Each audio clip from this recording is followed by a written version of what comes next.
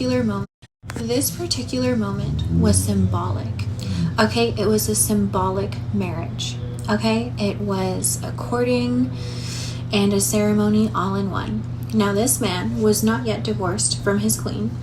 The queen was alive.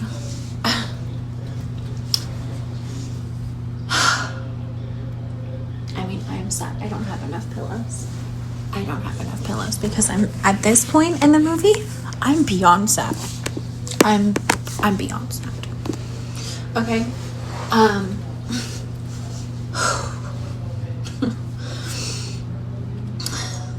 Tumultuous point, because he drops the bar, which I'm sure she was already privy to, that he is married with children. She has to explain to him her situation. So she explains to him all of the context that I have already elaborated upon. So then they come into some sort of strange common law marriage that I have never seen before in my entire life, where basically she has to dupe husband, right? Because she doesn't really have a husband. She has a baby out of wedlock, ostensibly. Anyway, this is where it gets good. He basically Pretty Woman's her, as if he has not already done that, quite frankly. But anyhow.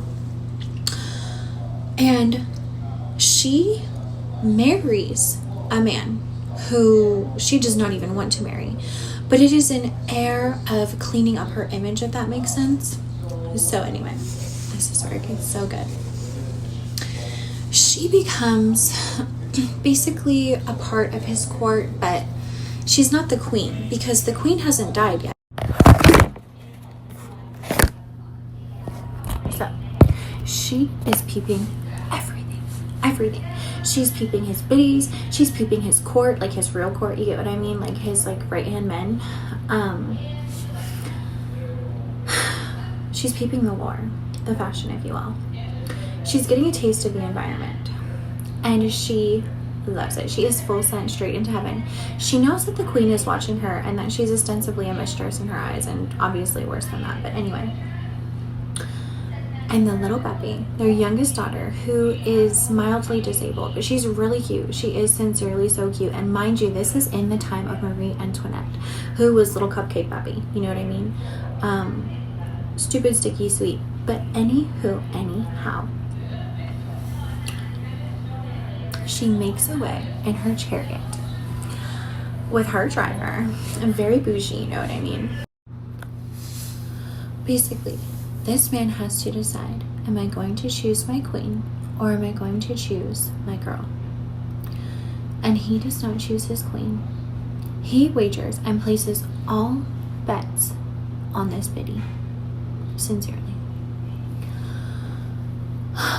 When I'm telling you that it took me out to the fucking market and sent me straight home to base. I was like, this movie is so good. It has been adapted so proficiently that it made my head spin like a fucking poltergeist. Oh, it was so good. So, the daughters, because he only has daughters, they come in and they are like literally in just in the kind of dramatic fashion that children will be, specifically daughters. Anyhow, in all black wardrobe. To the T. They are the most dramatic crew that you have ever met in your entire life. His eldest is a fascist. His youngest, I'm so sorry, I hate to be ableist and into eugenics, but I mean, she definitely walks with a gaunt. Anyway, she's super adorable though. She sincerely is. I mean, you know that I love retarded babies, but it's neither here nor there. So, sincerely, these girls read him to filth. We, as the viewer, do not know. Has he, his queen, his wife, you know, the mother of his puppies, his 3 girls? Or is this a cleverly played game to make it look as though the woman has died when she is not? I personally believe that she really died. I kind of think that Jeanne d'Arc, because I do believe that she was a psyop and a serial killer. You do not what you know, but I'm going to tell you this. An assassin. Now, I will say this, I will give it to them. I mean, I'm very... Have you heard the song Holocaust? It's very good. Look it up on YouTube. Anyway, love it, bumping it all the time. His youngest daughter, the one who peeped the mistress of it all, the cutest baby in my opinion, that's just me because, you heard me before. She is the most empathetic one out of the crew. The eldest is the most articulate. The most articulate. Okay? The bubby, she's cute and polite and she's sweet. The eldest, a snob. A snob. I loved it. I was living for it. I was like, this is the best fucking movie I've ever seen in my life. I don't know what the hell's going on, but I couldn't take my eyes off of it. I know. So anyway, if anything, if the queen was not guillotined, I think she was sent to the Bastille. You get what I'm saying? Anyway. Hold on, let me revert because I'm doing that. It's like...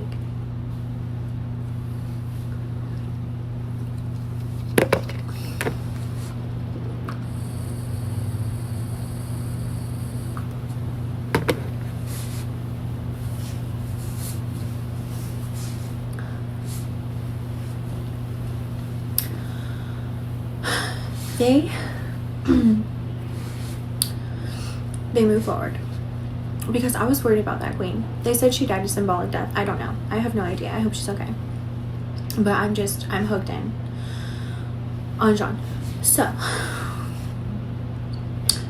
they move forward where she is ostensibly a page of swords, and I love that for her because there is a lot of beauty and glamour in being a page. Okay.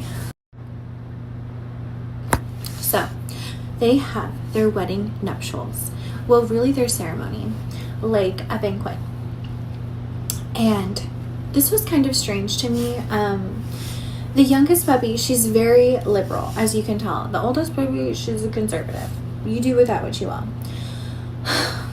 But the eldest puppy just, like, literally, I'm telling you, she eats everything in sight. She's a lot like, Miss Page, you know what I mean? Like his new woman. And the youngest puppy, she is not like that at all. She's very sacrificial. She's very monk-like. You get what I'm saying? Anyway, so they're at their nuptials, in my opinion, whatever.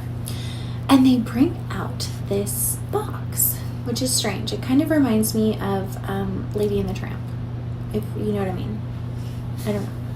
And they're all kind of questioning it. They're like, what the hell is in this box? Is it Pandora's box? Like, there have been enough surprises in this movie. And a little tiny puppy pops out of the box.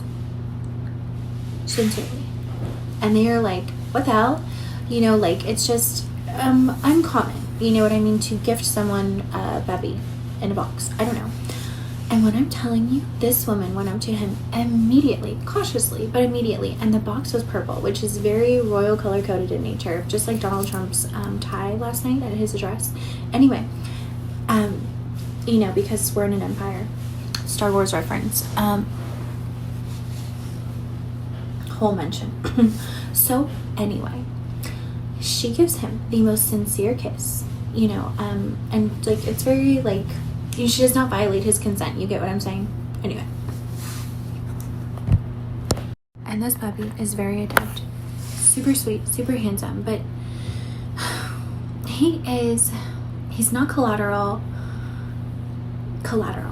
He is not an indentured servant. He's not a war prize necessarily, but in a way he is. I mean, he had to fight through the jungle. He literally had to survive in harsh terrain and elements. And yes, obviously, he had a birthright in the aristocracy. He had a blood right from, God. But they adopted him and they loved him. And he was their son. And she just took to him like wildfire. He literally was like... They were just floozies together. I don't know how else to say it. Like, they were just dancing around the palace, the castle, however you see fit. But they were two peas in a pod. Like, literally, she loved being a mom to him. The actress very beautifully antiquated this. He was her king. He was her little king. And anyone who has a baby boy knows this. And obviously she had a baby boy already from the other man who tried to kill her and drown her. And maybe that was their sticky sweet love language to one another. I have no idea. But I'm going to tell you this right now. It very much so gave Grey's Anatomy. It gave Meredith and Derek. You know what I mean? And I know that it's very highly problematic to gift, you know, a melanated baby in a purple box at a feast. I mean, I definitely thought it could be perceived as tone deaf. However, it wasn't. It was adorable. It genuinely was. And this is very true to history. But anyway, neither here nor there. I also think Meredith Grey and Derek Shepherd handled that situation immaculately, and that they did a phenomenal job. But anywho, adoption, right? I think that he was anointed in their love. And you do with that, quite frankly, what you will. But I loved it. I loved it. And I'm going to tell you this. The baby loved them right back. But very much so her. As mothers will be. I mean, your baby's going to cling to you no matter what. So, there was a conversation had. And they were trying to read her to filth. I mean, these children did not come from her. None of them, technically. And, you know, it's just she was perceived as being highly problematic, tone deaf. You know, she didn't have the best reputation. And yet, in the same breath, everyone adored her. They loved the way that she moved. They loved that she was very unfazed by the propaganda. And I highly regard this woman. I highly regard this woman as someone who lived in our history. And I highly regard the actress that played her because she did a phenomenal job. So they tried to slut shame, mom shame, publicly humiliate her, like humiliation ritual her. And I think a lot of it has to do with the daughters. I think a lot of it has to do with, you know, if anything, the lingering remnants of the queen that once was to him.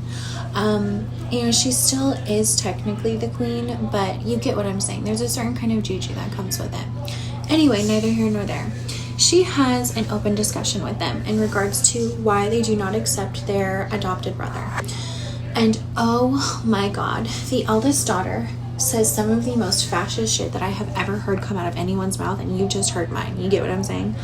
So anyway, she basically tells her off, and she says, you know, she says words. She says words that I will not say. Anywho, she is colorist and just, I mean, racist as a whole. You know, whole mention. And in the same breath, she is just literally engulfing the food like the goddamn ghost from Casper. You remember that movie where the ghost would eat things and then it would literally like fall on the floor? That was this girl. And in the same breath, she was still able to articulate herself in a way that was just flaming fucking poison.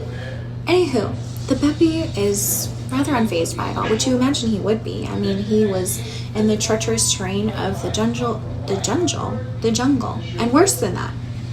Now, the middle daughter doesn't really have a lot to say, but the youngest daughter, oh, she spits. Not literally, but she spits. She is literally his voice of reason because she's the closest to him. And she's just more understanding in nature. I don't really know how to explain it, but she explained it, and she explained it well. I don't remember verbatim what she said, but you would imagine that someone who is born with a disability, and not a disability of the heart or the soul like the eldest daughter, because I swear to God, I mean, she was cracked out crazy in ways that she just wasn't. You get what I'm saying?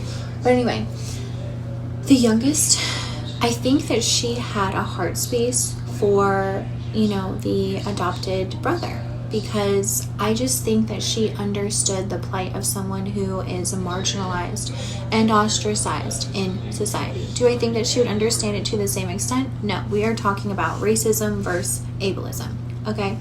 But anyway, and to a certain degree, she could understand. And she just, I don't know, I mean, she really stuck up for him in ways that you would not expect someone to do. Especially when she was the first one to spot this mistress, who is now basically ostensibly her stepmother, you know? But you would have to watch the movie to know exactly what she said. But either way, it was incredibly heartfelt and it was deeply empathetic, which bodes well on the way that the king raised his youngest child, which is especially important because now he has, you know, an even younger child to look after and to take care of. And Jean is not necessarily appeased by anything they have to say, even the empathy of the youngest daughter. She takes her puppy and, you know, she basically knights him. You know, he goes from a page of sorts like her to a little boy who just knows that he is going to grow up to be a king. And, you know, in whatever capacity you may see that, but at the end of her life, Jean, you know, carries him all the way with her, and he supersedes her by large and not in part. So anyhow, she has an upward hill battle ahead of her, if you get what I'm saying. So, her little niece is Marie Antoinette, ostensibly. You know, it goes through the court. It's, not the court, like the courts, like the aristocracy. Anyway, her, basically like a godson to her, if you will. He is like the love of Marie Antoinette's life. The love of her life. And there is some crazy voodoo, kajuju, witchcraft being enacted upon him. Okay? To where she is not able to love him in the ways that she is supposed to be able to. That's my opinion. Call me a crazy card, but that's what I believe. So, Marie Antoinette is gunning for the king's throne, if you know what I mean. Okay. So, mind you, Jean, however you say it, she has her son from her prior marriage, whatever. It's kind of like a common law marriage. You get what I'm saying? Like, things shift. It was like, she was in a common law marriage. Her became abusive. And she kind of had to work her way up to the king where she got in a common law marriage with him, and then she became a page of sorts, whatever. That wasn't the exact terminology, but you get what I'm saying. Page is terminology that is incredibly medieval, which my surname definitely dates back to. Anyway, neither here nor there. So, Marie Antoinette. Basically, she's kind of like her godbaby too, because she understands that in a way Marie Antoinette is trying to usurp her throne, but in a way Marie Antoinette doesn't know how to usurp her throne because she's in love with her other godbaby. Does that make sense? However, Jean du Barry is a bit of a polymath of sorts. She is literally a force to be reckoned with, or she is looking out for everyone and yet no one at once. So, Marie Antoinette is shipped, okay, with a man who does not know necessarily how to love and care for her in the ways that she deserves. That's just my opinion. But he's trying. You know, that's all one can do.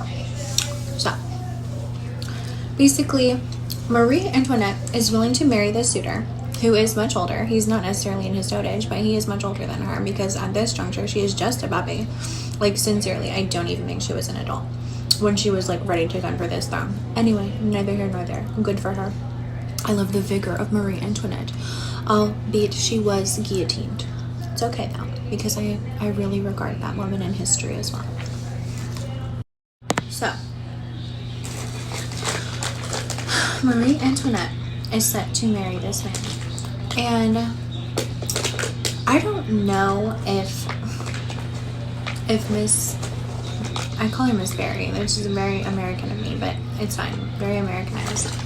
I don't know if she put some kind of witchcraft on the ceremony, but it certainly seemed like it to me. We would have what you will, but Marie Antoinette was a very smart woman. Mind you, she's much younger than Jean du Barry, but mind you, she was Marie Antoinette, okay? She came from the throne, literally, in ways that Jean du Barry had to fight for, you know? So it creates a different kind of lover, you know? You have a woman who has expectations. Marie Antoinette. So, Marie Antoinette is sitting there at the table, the round table of it all, in the Knights Templar. and they have the bitch lit. In ways that you would think that Cupcake would set the fuck on fire. I mean, I was like, who the hell was literally the person who was like officiating this wedding? Who was the planner? But she had a whole court around her who just really were yes men and enablers. And I'm going to tell you this, Jean, she did not. Okay, she had people around her who were gunning for her whole life. So she did not. The king and Jean were not necessarily invited to the ceremony. You get what I'm saying? It wasn't really an open invitation. It wasn't really a closed invitation. But trust me, they showed up.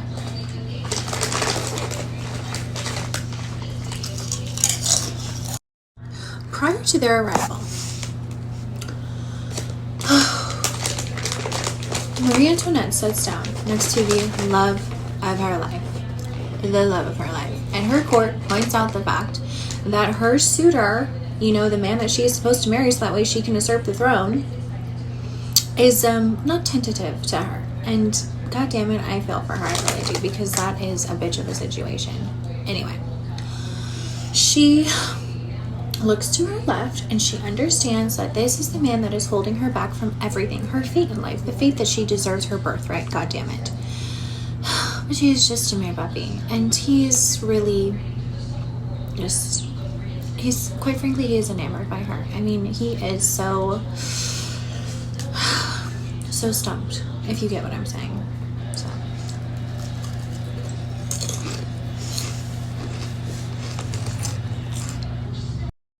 he broke. But basically, she asked him in the politest German French that anyone has ever heard in their entire life if he knows what's on the menu. And he goes,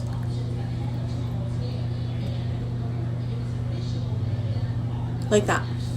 I swear to God, on my life, on my mama, on my hood, I would have domino knocked that bitch every single candle all the way fucking over until it lit his ass back up and he understood what was going on. But he had no context. He was a young buck. He really just, I think that, how do I say it? I think Cupcake's cookie was it rather ate. That's just my opinion. So, it's just me. Her people, who are very yes men people, like I said, were like, oh, what the fuck? Like, literally, this man is supposed to be the one who's marrying you at this ceremony. I mean, it was a ceremony. You know how many fucking candles they had? Enough candles to burn down the whole bitch. The whole bitch. Anyway, neither here nor there. Her people look at Suitor and they're like, what the fuck are you doing? They look back at her and she is like literally reading into this twin flame. Like, I have never seen a woman read into a twin flame in my entire life, and there were lots of twin flames going on. So, with that being said, immediately, I mean, they conjured. You know what I mean? They were just, it was a tense situation. Now, there is a middleman in between Marie Antoinette and her betrothed, right? Who loves her unendingly. He just does not necessarily know how to placate her. And I think that that was the main problem with Marie Antoinette, was that she was just so young in the line of the hierarchy of the aristocracy that, and so much was expected of her. I mean, she was expected to thwart Jean du, you know what I mean? So kind of an uphill battle for her too. And mind you, the king is just very docile in all of this. He's very apathetic. But in the same breath he I don't know. I mean, he gives the kind of energy that, quite frankly, I wish Marie Antoinette's twin flame would give for her. But he is obviously a more seasoned man. He's the king. You get what I'm saying? Anyway. So, the middleman tells Marie Antoinette, I don't know what the hell is on the dinner menu for your wedding. Could you imagine that for your wedding? Could you imagine being in your teenhood and being betrothed to a man who is supposed to have a lot of money and who is supposed to be the new king and who you were supposed to help usurp basically your godfather's throne? the king's throne, and he doesn't even know what's going to be on the menu at your wedding. I mean, if I were her, I would be like, ugh. And then this broad over here, her twin flame is like, you know what I mean? I mean, he's searching for the words, but he cannot necessarily find them because he speaks some kind of muted language that literally no one could ever understand. I mean, I'm telling you, he was dumbfounded. I don't think that he was really processing the moment that, yes, my love, your twin flame is literally about to be married off to a man who is richer than you, older than you, and potentially going to be the new king. Okay? So the reason why I'm really honing in on Marie Antoinette's failed ceremony is because it is a pivotal point in the film. Honestly, it's a point in the film where me, as someone who highly respects and regards Marie Antoinette, was like disgusted. But reading up on her situation in history, I mean, when I read that she was beheaded, guillotined, I was like, what the fuck? But you will see the fate that Jeanne du Barry suffers in the end, because I'm going to tell you this right now. She makes the cuckiest en passant, capture the fucking queen kind of move that I have ever seen in my entire life. In my entire life. All the while, Marie Antoinette has all of this shit going on around her. And I'll be honest with you, Marie Antoinette was kind of... She was... How do I explain her? She was a brat. She was a brat. She was handed everything to her on a silver platter in her life. Jeanne was not. However, the woman knew how to antiquate herself in a way that was, it gave I don't know. It gave the vibes of someone who deserved better. She was very intelligent. She was articulate. She was a Beppy. You know what I mean? I feel like in the antiquity, when you look at the dresses of Marie Antoinette, they called her the cupcake biddy of it all, and that's fine, but it's just like, she very much so was infantilized her entire life. I don't think that they ever truly regarded Marie Antoinette as like a king, you get what I'm saying? However you see that. Now, in that Marie Antoinette was guillotined in the same way that Jeanne du Barry is beheaded at the end of it all, which I know, spoiler alert, whatever, call me that. It shows that she learned a lot from that woman, and it shows that that woman learned a lot from her. There is a docility in moving with someone in such a way that you suffer the same fate, and they suffered it at the same time. And it gave that those two huddled onto each other like no other. And I really love that about them. I think Marie Antoinette taught Miss Barry about a childlike love. Okay?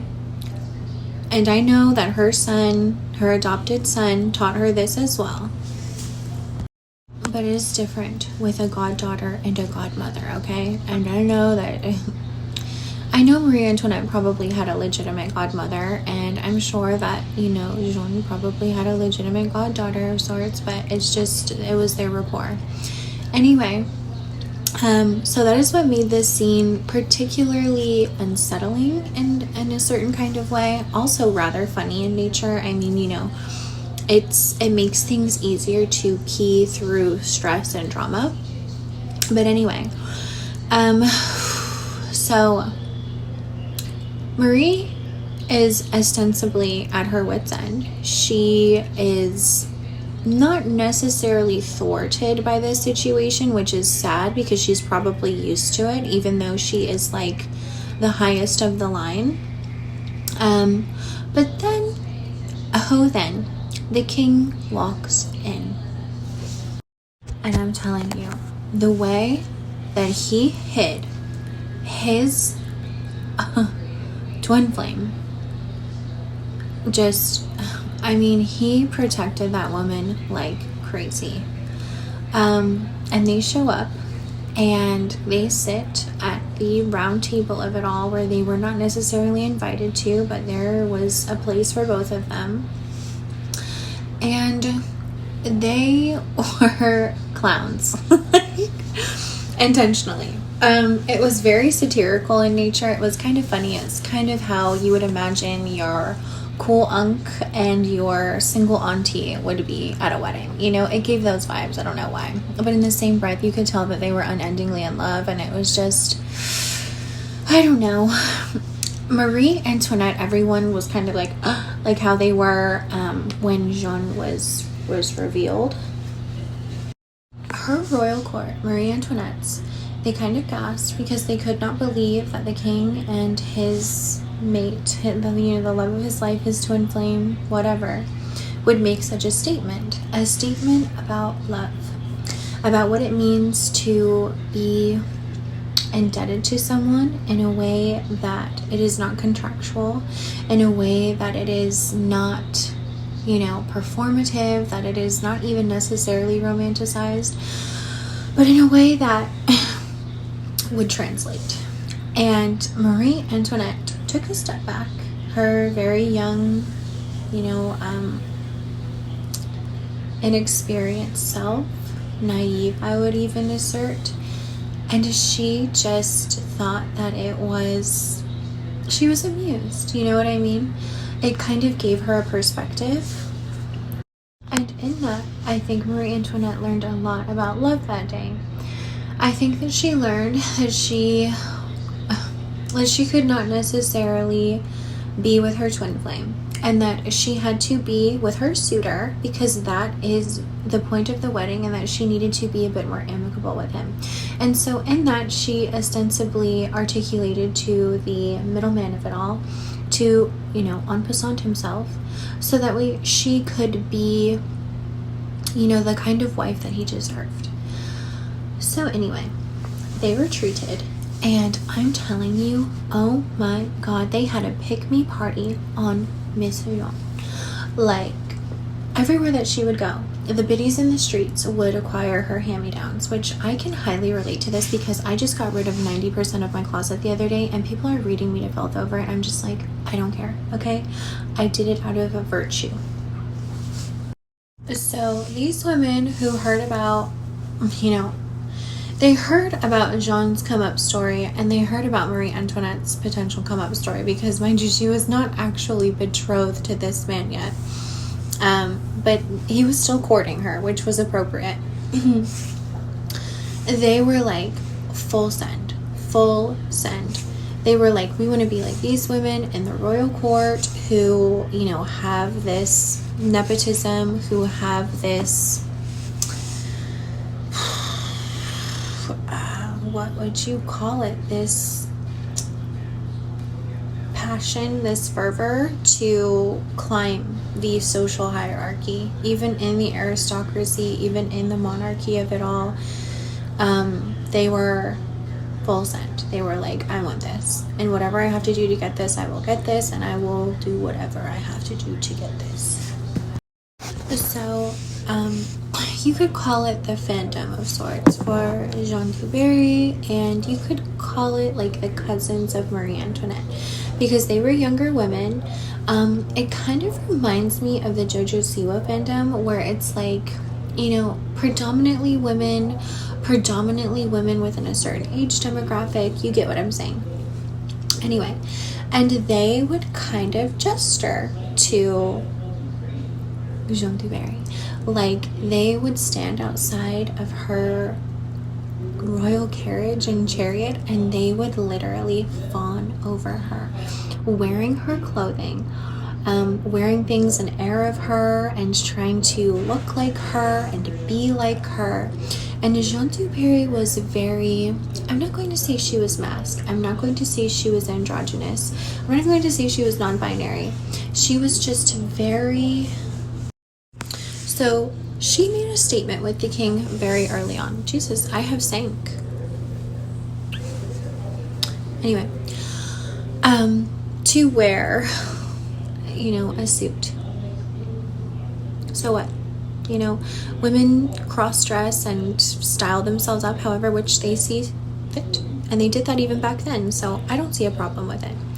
And actually, that is why she was highly regarded, because she stood by him no matter what.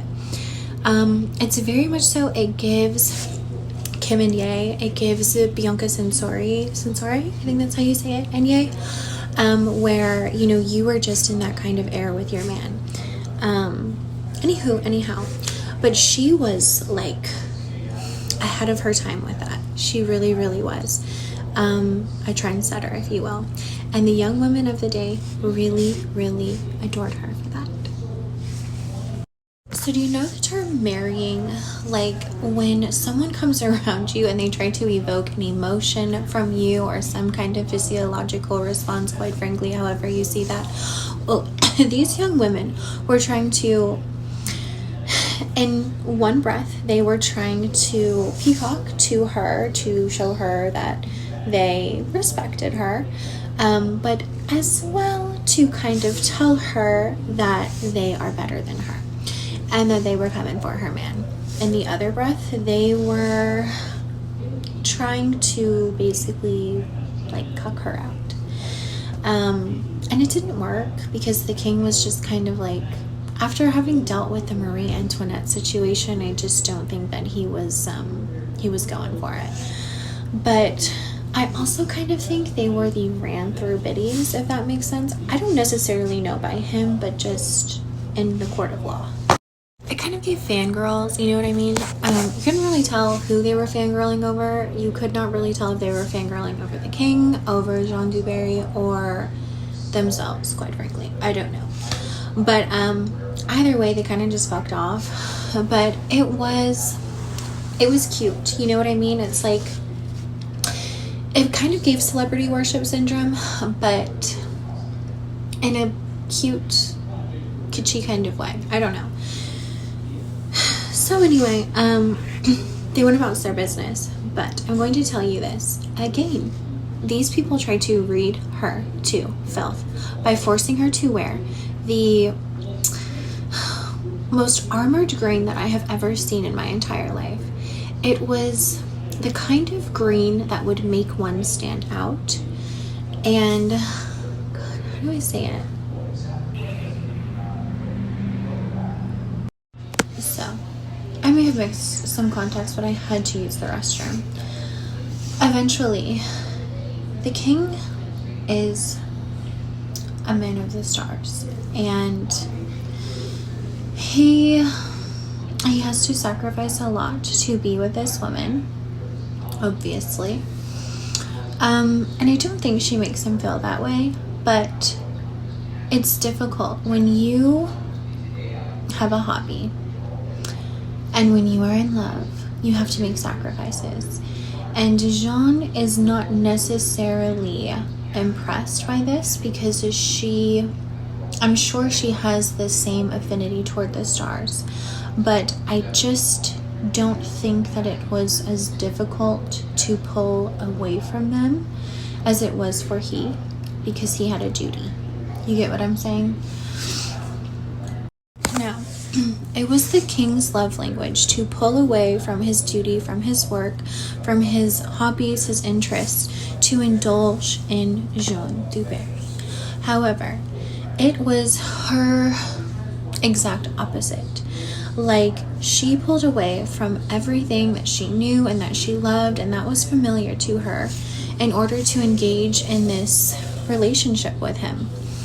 I think she felt envious that he was so dutiful, that he was so diligent, and that I think in a way she kind of blamed herself for taking him away from his work, if that makes sense, for taking him away from the things that he loved to do prior to her. But I think that he was always doing these things with her. I think he was always looking at the stars with her, so I think they kind of meshed together. I believe that this man reared her in ways that she did not realize. I think that he had a huge hand in raising her, and there is this fable that talks about the king who basically was like listening to the like little pauper girl through like the pipes, you know, in a house, the oven, things of that nature. It's kind of a strange lore. I don't necessarily understand it, but it basically means that like wherever she was, he could hear her.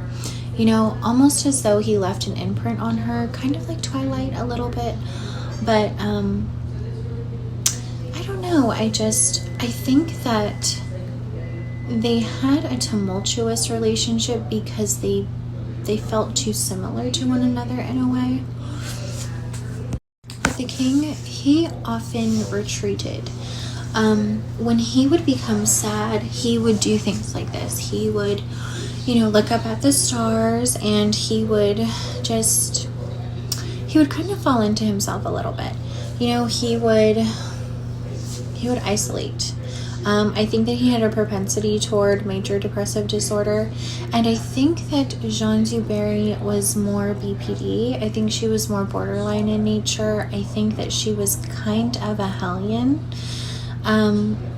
And interesting coming from a monk's daughter, but anyhow, I think that they taught each other a valuable lesson in exchange. You know what I mean?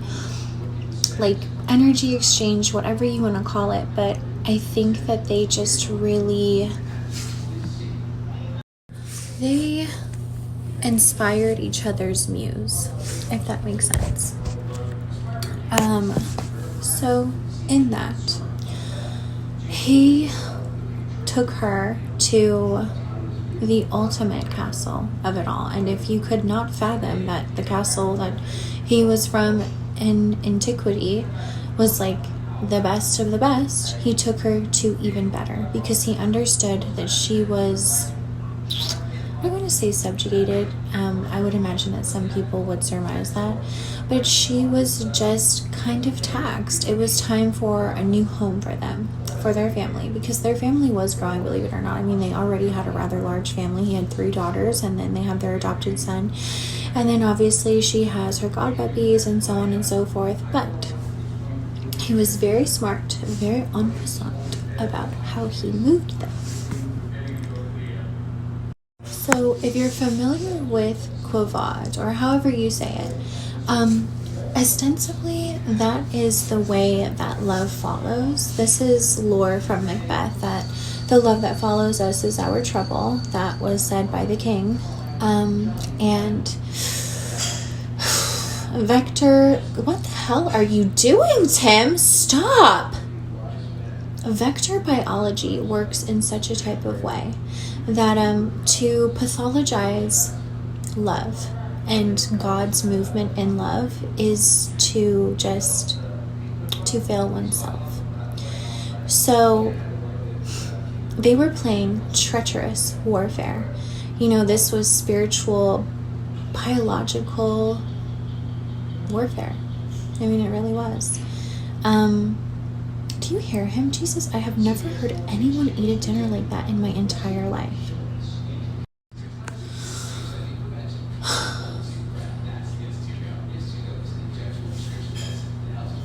So,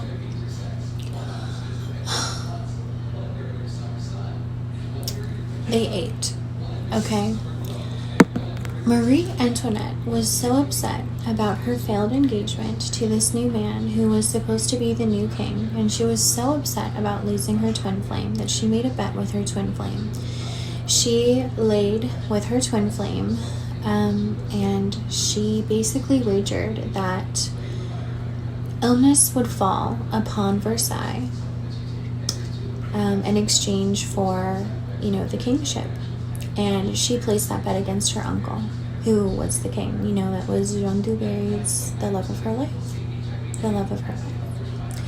So that is, it's a choice, you know. But the king is not one to fuck with. I'm going to teach you this about kings. I'm going to teach you this about kings throughout all of human history. A king that is to be trifled with in any capacity, the force of God befalls. Do you understand me? There is a reckoning to the day of the man who wishes to thwart the king. You know, there is a certain sort of forgiveness for, you know, a niece, a nephew even, godchildren, you know, right, a pious kind of enemy. But it is just, God, I mean, you would have to be a gambler. I think that Marie Antoinette was so in love with her twin flame and knew she was so fucked up in this situation that she made a deal with the devil. It's kind of like in a game of chess. You know, you have the king piece. You know, at the end of the day, you do capture the queen. The queen is worth the most points, but you win the game by capturing the king. You get what I'm saying? So a lot of people want to play dirty fucking games with dirty fucking money, with rubies that they quite frankly do not fucking have. And some people have emeralds. You get what I'm saying? Anyway. So, little Marie Antoinette, Miss Cupcake Pussy. Well, her pity could not necessarily protect her because the pact that she made with this man in cahoots with the devil, well, it was sincere. Okay, she was willing to wager the whole bit of Versailles, which is her whole bloodline. And people do this. They do make deals like this with the devil, and they are dumb as hell. They are dumb. So, immediately, Marie Antoinette knew that she made a fatal faux pas, in my opinion. She knew that she was going to have to kneel at the bit of it all with her twin flame because of the decision that she made, quite frankly. You know, it may have been the idea of her lover, of her twin flame, but it certainly was not the idea of the potential king. And realistically, that man, as much as he was gunning for the king's throne, he knew that ultimately he was to secede. You know, every person does. In the lineup of it all, you understand that there is a procession to things. You know, it's not the same way that it goes in America, where it's like, oh, I'm being left to generational wealth and, you know, this is my inheritance. Nay, nay. Okay, there is a duty. There is a responsibility in tow.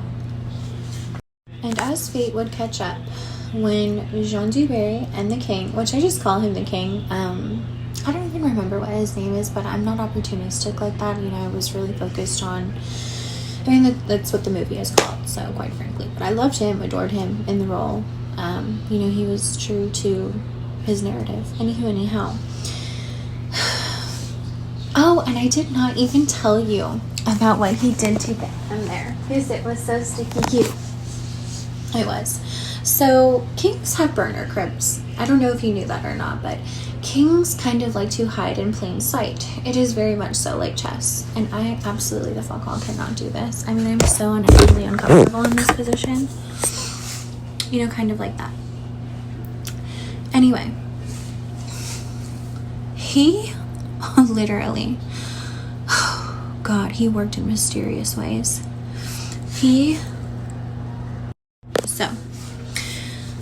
Contrary to popular belief, when people get sick, you quarantine them. So the king would put the sick people into, you know, places of safety, if that makes sense. I mean, he had burner cribs. He had cribs to spare. Ironically enough, the burner crib that he held his court in when they were ill and quarantining happened to be Jean du Barry's, because she was a bit of a medicine woman. And when the day came that he was able to free these people because they were no longer ill, you know, and sick and famished and emaciated and, you know, just wasting away in their debauchery, everyone cheered. They were so happy because that meant that he was able to rehabilitate this property that belonged to her, but only via his name. Does that make sense? No. There are party lines in history. This area, you know, this part of his estate was neglected for a reason.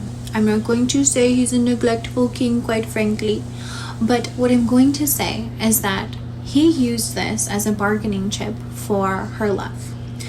And she was just the one who was willing to fix it up for him.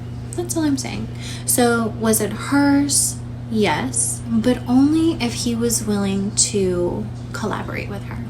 I don't necessarily think either of them compromised. I just think that they collaborated really well, which is important. However, when they rehabilitated it, they then moved to a different part of the world entirely. And mainly as a retreat of sorts, not necessarily because they were not winning, but in chess, you never retreat.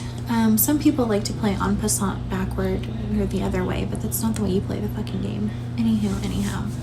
I guess if you were a certain kind of savant, you may, but they went onward and forward because, you know, those who know that the winners, the makers, they're the movers. So they moved. And they moved with their whole party in tow. They moved with their son, and they were really happy. They were. But what was supposed to be, you know, a rebirth of sorts for them, it was met, sadly, with this pact, you know, made by the devil himself. And I'm not blaming Marie Antoinette, but I'm just going to tell you that the love that follows you always catches up to you in the end. Because they made promises to Marie Antoinette. In an unspoken kind of way, the two made a promise of sorts to Marie Antoinette that they would, you know, reunite her with her twin flame, if that makes sense, which I think is why they held the vendetta against them so strongly that they were willing to wager with the devil the entire, you know, Versailles line, literally. So anyway, I also kind of think it has to do with a certain sort of immunity. Like when they let those people out of the burner palace of it all, I don't necessarily think all of them were quarantining in the ways that they were supposed to, and I don't necessarily think that the king was overseeing in the ways that he ought to have been, because again, a king must be dutiful. However, it is unendingly difficult to be dutiful when you've got a woman like Jeanne du Barry. You know what I mean?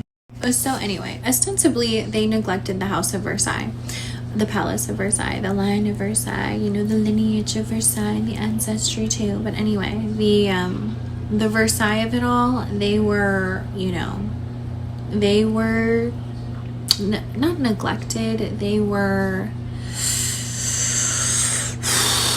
hurting, that's for sure. Because I mean, Marie Antoinette said that, you know, illness would fall upon them if they did not follow up. Okay, so anyway, it caught up with the king.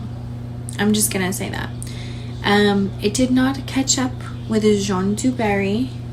It caught up with the king, because at the end of the day, that's the king's niece. I mean, like in the literal sense, that is actually the king's niece. You know, Jeanne du Barry can only really say by, you know, a certain kind of marriage that she would be the niece, you know. At the end of the day, bubonia, smallpox, chickenpox, monkeypox, you know, COVID, you know, it's just, there is a fall to every house, you get what I'm saying? As I antiquated earlier in the day, but anyhow, the king fell deathly ill. And this is just me. I think the king, they went to a certain place to get away, to escape. I think both of them were kind of existential in nature. And I think that they just wanted, you know, an environment that gave muse, you know? So there was a lot of Saharan dust, we will say. And the king, I think initially he felt like the environment was not hospitable. However, I do not necessarily think that his medical advisors, because yes, kings are supposed to have people in their court who are medically astute, okay? And Jeanne du Barry, quite frankly, Daddy, stop. She was, she was a healer, she was a lover, she was holistic in nature, but there's only so much that you can do when your little goddaughter is like literally spreading around the bubonia, if you will. You get what I'm saying? Anyway, after a long-winded discussion about the king's ailment, which I'm sure was making this court of public medical opinion giddy in the pants, Jeanne stood right by her husband, her betrothed, her king, and so did their king, their son, their adopted son, their puppy that popped out of the box. And ultimately, they discerned that it was not the dust of the desert, that it was sadly smallpox. Yeah, I know. Smallpox back in the day, back in this point in time, was a bitch. It was a huge bitch. It was difficult to fight. Did they have an understanding of penicillin back then? Kind of, but not really. They had more antiquated ways. They had very medieval ways, okay, of practicing healing. A lot of it was vain in nature. I mean, they bloodlet the man. They lit candles. They gave him, water from the fountain of youth that you would think would resurrect any soul. The purest, most tapped kind of water in the entire world. But sadly, the king, at the end of his bloodletting, in the desert of it all, far away from his homeland, he just, how do I say this in a respectful manner? He fought until the end. Now, I don't think that Jeanne du Barry I say it different every time, but I don't necessarily think that she believed that his fate was sealed. I don't think that she was trying to force the man to convalesce in a state of smallpox. But I just know that she loved him too much to lose him, and she knew how much was at stake, and she finally understood the gravity of the fact that she was going to have to hold his crown, in the chance that he should not be there. In a certain kind of way, she was going to have to uphold his, his ideology, his beliefs, and his aims in life. I mean, he wanted amazing things for his nation, for the world that he ruled over. You get what I'm saying? I mean, it's a pretty heavy burden to carry.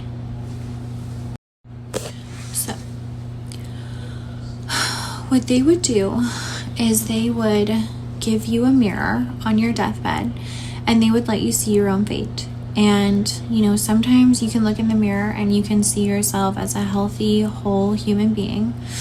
And sometimes you look in the mirror and death premonitions itself. So he asked very kindly and very plainly for a mirror. And what he saw in the reflection was a face that he did not recognize, a face that he did not want to carry ever again. And it was a face that he felt forebode sin, that it was the love that followed him, if you will, that it was the remnants of every mistress and lover and mistake that he ever made in his entire life, and that he could never escape it. So they lit a candle, and from there, Jeanne du Barry was like, that woman left before that man ever even came to be. Like, how do I say it? I know it probably appeared as though she swindled him. She didn't. She loved him to her last breath. Okay? She placed a bet on that candle that I have never seen anyone place in their entire life, where, you know, their goddaughter, Marie Antoinette, might have placed her entire inheritance, literally, on her uncle, the king. But Jean du Barry placed all of the God that that man taught her on that candle. Her whole life, everything. Now, this is an important anecdote that I missed, that I mulled over, I skipped, if you will. Jean du Barry's son, her actual son, not her nephew, not her godson, not the one that was the twin flame of Marie Antoinette, her son, her puppy son, the one from the man who tried to drown her in the tub, that son. The one who often quarreled with her son, the adopted son, the one who was more melanated in nature, who would literally who would go to the ends of the earth for her and for that king. He died. He died a horrific, heinous death that I don't think she ever recovered from. I think that it killed her. I think that when her baby died, I think that she just never came back to life. Does that make sense? I don't think that any mother bears a baby, a son, a child, and expects to lose them, especially at such a young age. Her son was not even into adulthood when he passed away. And he passed away from a tragic accident where he was jesting. You know what I mean? They did that very commonly back then. People still do that. And, you know, she never got to see her baby again. So you do with that what you will. But I'm going to tell you this right now. A lot of people thought that her adopted son thwarted her biological son, who a lot of people considered to be a bastard because of the circumstances surrounding her betrothal to the king, if that makes sense. So, when she left the king following her son's passing, because she did, she was a wreck. She was a mess, as you imagine that one would be, especially a mother. She didn't necessarily retreat, but when the king lost her, he retreated hard, long and hard. He took up other mistresses, he took up other women, if you will, and I would imagine that he probably,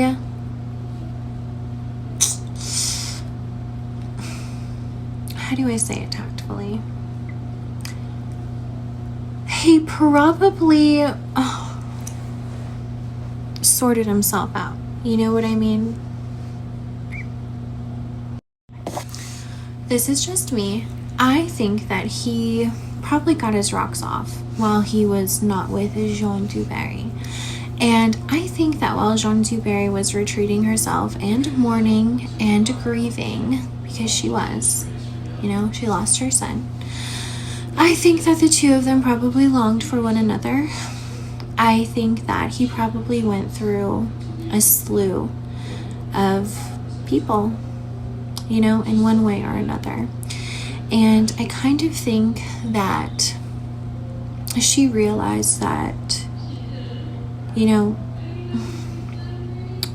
as sick as she was by the loss of her baby, her son, her firstborn, you know, her only baby son, that he was probably falling ill and perhaps more ill over the loss of her.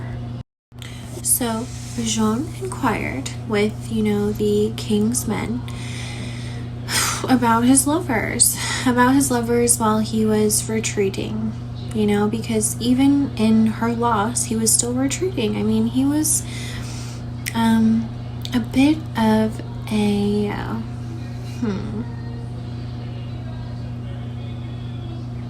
was a melancholy man. You know, he was rather sad without her. And I don't know, it's just, he did have a bit of a retreatist personality.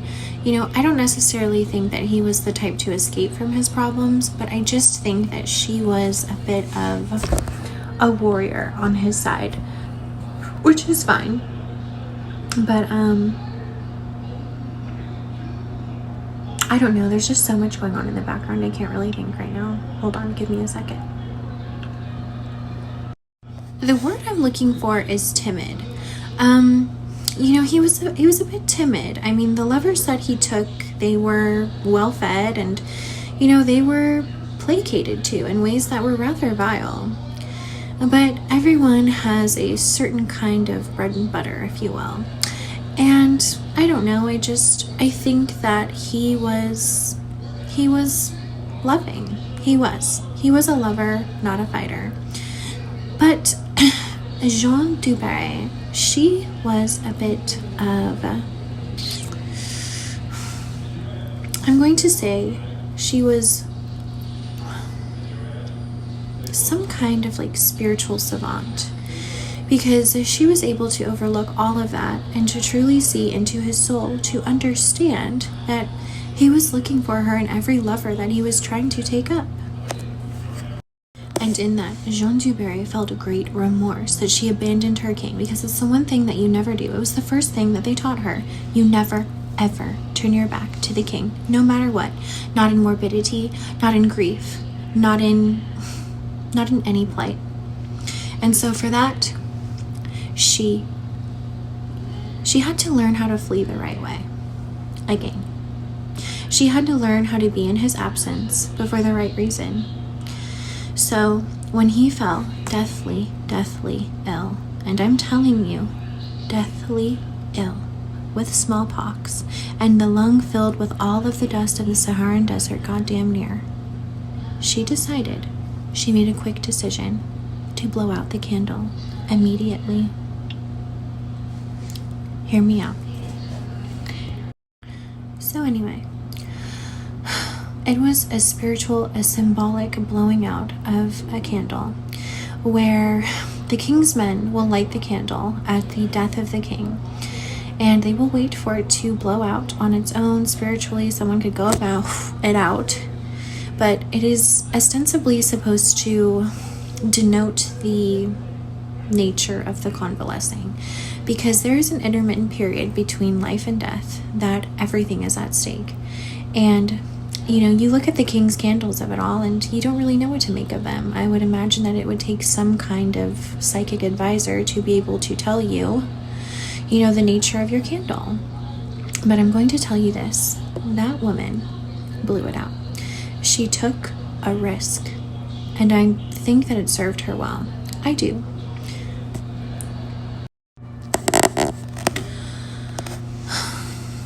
When she handed the mirror to the king, she knew what he was going to see, because she had been looking at it. She had been looking at him, okay? She had been looking at the king for a long time, on his deathbed, ill, convalescing, and she could not stand it anymore. This man was the love of her life. This is the king who reared and raised her for the duration of it, well into her adulthood, well beyond the point of his deathbed. And so, upon handing the mirror to him, she blessed it, that he would see himself as he truly is, not as a martyr, not as a perfect person, not as some sort of soul that could just, you know, transcend the duality of the nature of being a person, a human. The plight of being human is enough, but the plight of being a king is worse. You carry all of your baggage, all of your skeletons, all of your sins with you to the end of it all. And I think that she looked at her husband, she looked at her king, she looked at him sick, ill, and dying, and she thought that she had to save him. She knew that, you know, blessing the mirror, handing it to him so that he would see himself in the ways that she always saw him, as perfect, okay? As God as anyone could ever fucking be. I think that it drove her absolutely fucking insane in ways that losing her son never could, okay? When she left and she spiritually blew out the candle, his posse of people, his pussy posse, if you will, they called her in, okay, into the chambers of sickness and death. She was set out to absolve him of his iniquity. And I know that doesn't mean much to you people. You are sinful bastards, quite frankly. All of you, every single last one of you. But he is not.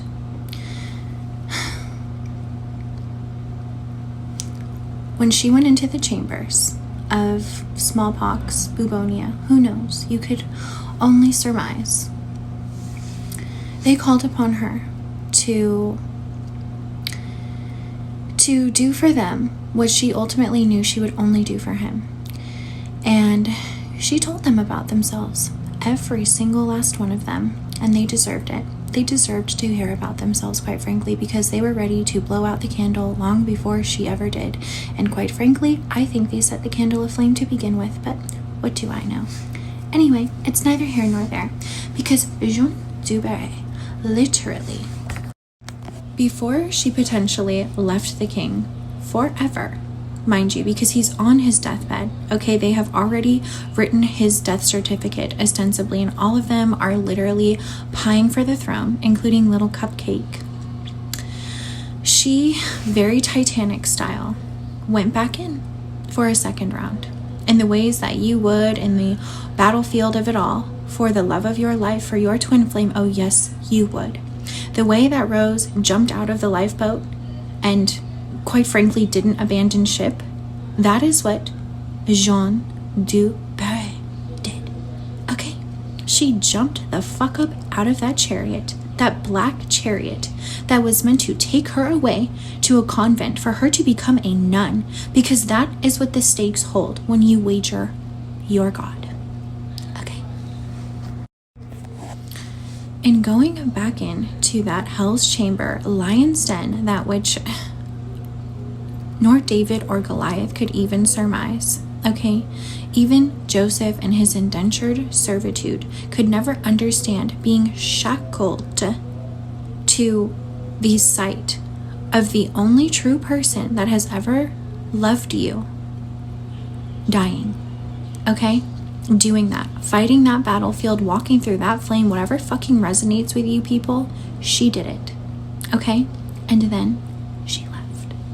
She did not go back up to the king to say goodbye. Maybe one last time. Maybe one last time. She might have been a certain kind of attack vector, but he wagered that. He wagered that. He made that decision. When he met her, he knew what he was getting himself into. And you know what he did? He came back to life. And he spoke the sweetest prayer to her in French. And it was horrifying. It was the epitome of love. It was how you would imagine God would speak to you on his deathbed.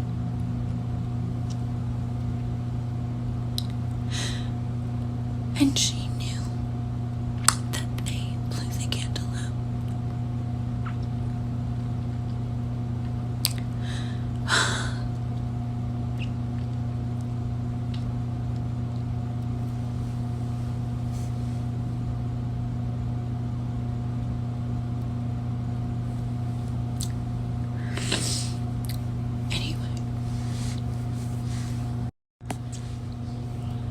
So she left one more time, and she never went back because she could never see him ever again, because he was really truly dead. He was gone, and those people, they ate him up like flies. And she went to some prison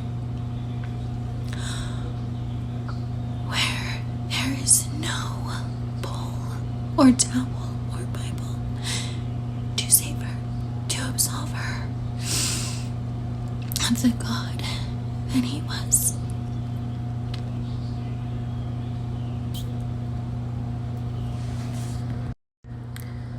The moment that they announced his death, God, how do I explain it? Okay, so they stared at that candle like clockwork.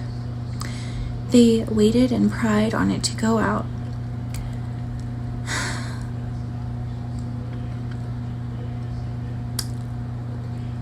Like buzzards.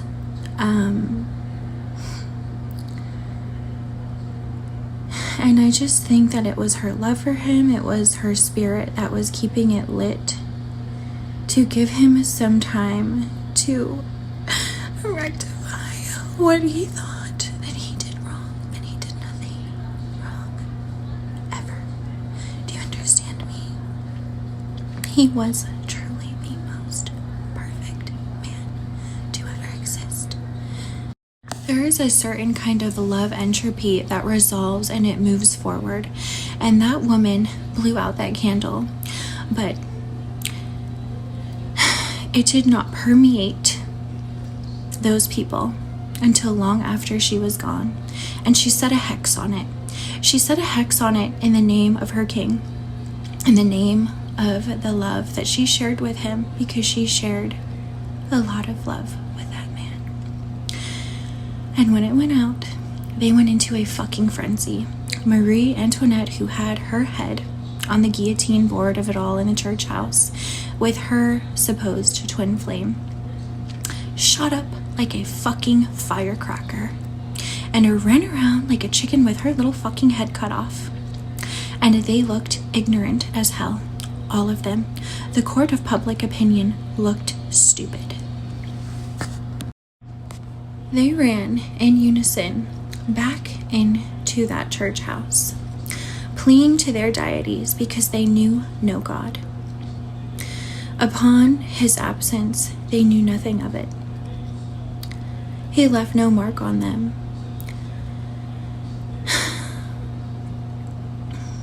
And they danced. They danced like he would have always wanted them to.